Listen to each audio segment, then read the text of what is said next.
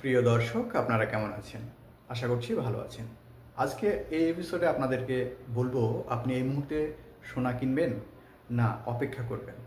আরও দাম কমার সম্ভাবনা, না আবারও বেড়ে যাবে? অ্যাকচুয়ালি স্বর্ণের দামটা আন্তর্জাতিক বাজারের উপর নির্ভর করে। আপনারা যারা ভাবছেন যে সোনার দামটা ভারতবর্ষের মানুষ বা বাংলাদেশের মানুষ নির্ণয় করে, এটা কিন্তু নয়। এটা আন্তর্জাতিক একটা জিনিস, আন্তর্জাতিক একটা পদার্থ, যেটার উপরে বেস করে গোটা পৃথিবীর অর্থনীতি চলে। অ্যাকচুয়ালি গোটা পৃথিবীর অর্থনীতি স্বর্ণের উপরে বেস করে চলছে এটা কিন্তু নয়। গোটা পৃথিবীর অর্থনীতি চলে পেট্রোল কেমিক্যালের উপরে নির্ভর করে। অর্থাৎ ডিজেল পেট্রোলের দাম যদি বেশি হয়, তাহলে অটোমেটিক্যালি সমস্ত জিনিসের দাম বেড়ে যায়। আর এই একসময়তে যেটা আমেরিকা করেছিল, যে স্বর্ণের সঙ্গে তাদের ডলার বেঁধে দেওয়া এবং তার মধ্যে ডলার এবং স্বর্ণের যে স্থিতিশীলতা, সেটা সেই সময়তে থাকলেও বর্তমানে সেই স্থিতিশীল জায়গায় নেই। কেননা আমেরিকার প্রেসিডেন্ট ডোনাল্ড ট্রাম্পের খামখেয়ালি কখন কি করে বসে, তার উপরে নির্ভর করেই আজকে এই স্বর্ণের বাজার স্থিতিশীলের জায়গায় অস্থিতিশীল হয়ে গেছে।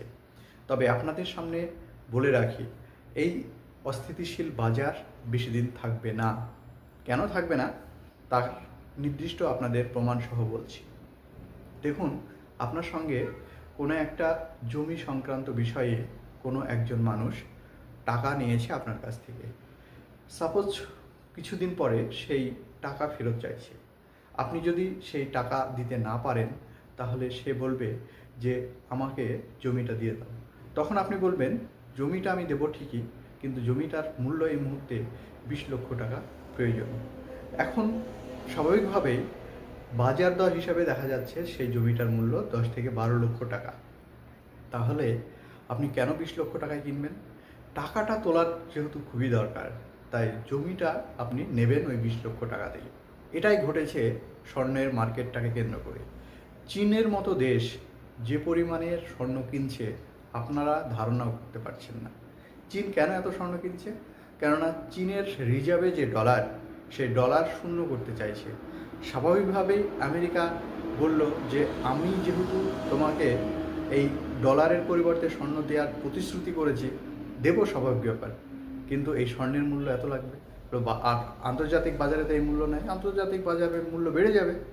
এই রকম করে দামটা বেড়েছে। এখন চীন যদি তার স্বর্ণের কেনার যে চাহিদা, সেটা যত দ্রুত কম করবে, তত দ্রুতই এর দাম কমবে, স্বর্ণের দাম কমবে। এই গেল একটা পয়েন্ট। দ্বিতীয়ত হচ্ছে, আপনারা জানেন ভারতের সঙ্গে দীর্ঘদিন আমেরিকার একটা বিশাল ট্যারিফ যুদ্ধের মধ্যে দিয়ে চলছে। শুধু ভারত নয়, গোটা বিশ্বের অনেক দেশের সঙ্গে আমেরিকার ট্যারিফ নামক যে যুদ্ধ, সেই যুদ্ধ চলছে। শুল্ক যুদ্ধের মধ্যে এই মুহূর্তে আমরা দেখছি যে অনেক দেশের সঙ্গে স্থিতিশীলতা নিয়ে আসতে চাইছে। এবার আপনারা জানেন ভেনিজুয়েলার প্রেসিডেন্ট মাদুরোকে আমেরিকা তুলে নিয়ে এসেছে, কেননা সেখানকার ব্যাপক যে তেল ভাণ্ডার, সে তেল ভাণ্ডার নিজের জব্দ করার জন্য। স্বাভাবিকভাবেই আমরা কিন্তু দেখতে পেয়েছি মাদুরোকে তুলে নিয়ে আসার পরে আমেরিকা সুন্দরভাবে সেই তেলে থাবা বসাতে পেরেছে। এখন আন্তর্জাতিক বাজারে যে তেলের মূল্য, সেই তেলের বাজারটা নিয়ন্ত্রণ যেহেতু ডলারের উপরে করে, তাই এই মুহূর্তে আমেরিকা চাইছে যে আমরা যে সমস্ত দেশগুলোতে ট্যারিফের মধ্য দিয়ে অস্থিরতার জায়গা তুলেছিলাম, সেটা স্থিতিশীল নিয়ে আসার জন্য তাদেরকে তেলের মধ্য দিয়ে, অর্থাৎ ডিজেল পেট্রোল, যেভাবে আপনারা জানেন যে সময় প্রত্যেকটা দেশে তো আর এই পেট্রোল নেই, সেখানে অন্য দেশ থেকে আমদানি করতে হয়। যেমন সবচেয়ে বেশি আমদানি করে ভারত, চায়নার মতো দেশগুলো, যেখানে বিপুল পরিমাণে জনসংখ্যা।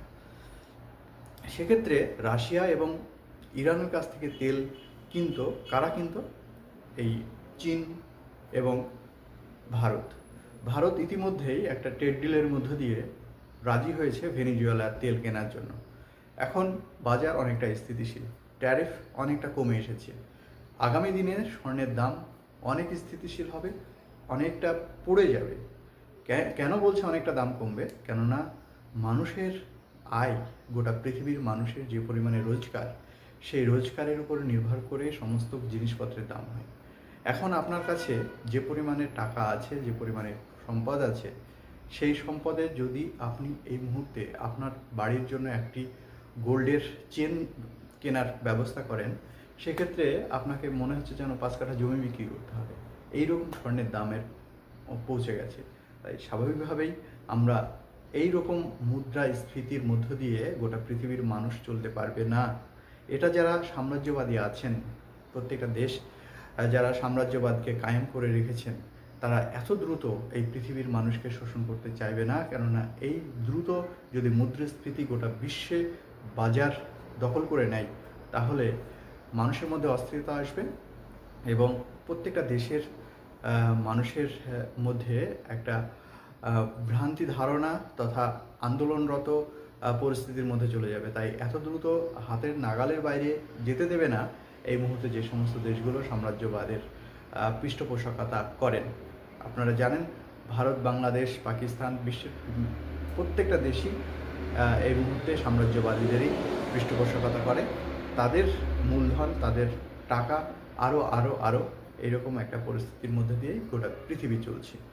আপনারা যারা ভাবছেন যে এই মুহূর্তে স্বর্ণ কিনব, তারা কিন্তু আপনারা স্বর্ণ না কিনে, আমি আপনাকে পরামর্শ দিচ্ছি না, তবে যে ট্র্যাজেডিটা আসছে তাতে মনে হচ্ছে এই মুহূর্তে আপনার স্বর্ণ বিক্রি করে দেওয়াটাই সবচাইতে বুদ্ধিমানের কাজ হবে। যে পরিমাণে স্বর্ণ কিনেছেন আপনি, সাপোজ মনে করুন যে আপনি আগে 1,10,000 টাকাতে স্বর্ণ কিনেছেন, এই মুহূর্তে 1.5 লাখ টাকার উপরে দাম আছে, 1,60,65,000। এই মুহূর্তে যদি আপনি স্বর্ণ বিক্রি করে দেন, বরঞ্চ লাভ হবে।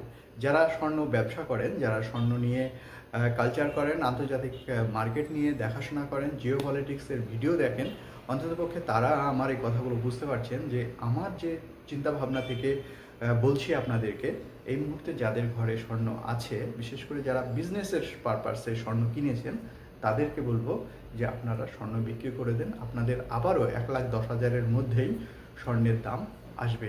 আপনারা হয়তো অনেকে কমেন্ট সেকশনে এসে বলবেন যে আপনার মাথা খারাপ হয়ে গেছে, আপনি ভুলভাল বকছেন। কিন্তু আমার এই কথাগুলো আগামী দিনে হয়তোবা 1 থেকে 1.5 মাসের মধ্যে এই কথাগুলো মিলিয়ে নেবেন। মার্চের আগেই, জানুয়ারি, ফেব্রুয়ারি, মার্চের আগেই আপনাদের এই স্বর্ণের দাম মোটামুটি 1,10,000 থেকে সর্বোচ্চ 1,20,000 টাকার মধ্যে দাম বেঁধে দেওয়া হবে এবং সেটা আস্তে আস্তে ধীরে ধীরে বাড়বে। কেননা স্বর্ণের দাম যে হারে বাড়ছে তাতে ডলার একদম ভেঙে পড়বে, এটা আমেরিকা খুব ভালো করে জানে। আর এই স্বর্ণের বাজারকে স্থিতিশীল জায়গাতে নিয়ে আসবে ডলারকে বাঁচানোর জন্যই। আপনারা যারা মনে করছেন যে আমি কোন স্পেসিফিক কারণ দেখিয়ে বলছি এ কথা, কেননা ডলারকে না বাঁচিয়ে রাখতে পারলে তাহলে খুবই সমস্যা। আমেরিকার যে সাম্রাজ্যবাদ, টোটালটাই আমেরিকান ডলারের উপর নির্ভর করে। গোটা পৃথিবীর প্রত্যেকটা দেশ সোনা যেরকম, স্বর্ণ যেরকমভাবে রিজার্ভ করে, গোল্ড যেভাবে রিজার্ভ করে রাখে, স্বাভাবিকভাবেই ডলারও রিজার্ভ করে রাখে। আর চীন যেভাবে ডলারকে ছুঁড়ে ফেলে দিয়ে তারা স্বর্ণ কিনছে, শুধুমাত্র চীনের কারণে, রাশিয়ার কারণেই আজকে স্বর্ণের দামটা এই আকাশ ছোঁয়া। আমেরিকা আগামী দিনে খুব দ্রুতই এই স্বর্ণের দাম স্থিতিশীল জায়গাতে নিয়ে আসবে। ডলার আবারও মানুষ রিজার্ভ করবে, কেননা ডলারের সঙ্গে তেলের একটা বিশাল সম্পর্ক আছে। ভারতও আগামী দিনে ডলার কারেন্সির মধ্য দিয়েই ভেনেজুয়েলার যে তেল, সেই তেল কিনতে প্রস্তুতি নিচ্ছে। তাই স্বাভাবিকভাবেই যে আমরা লক্ষ্য করে দেখব আগামী মার্চের মধ্যেই হয়তোবা এই স্বর্ণের দাম 1,20,000-এর উপরে থাকবে না। মোটামুটি আমার যা অ্যানালাইসিস তার মধ্যে থেকে আপনাদেরকে তুলে ধরলাম।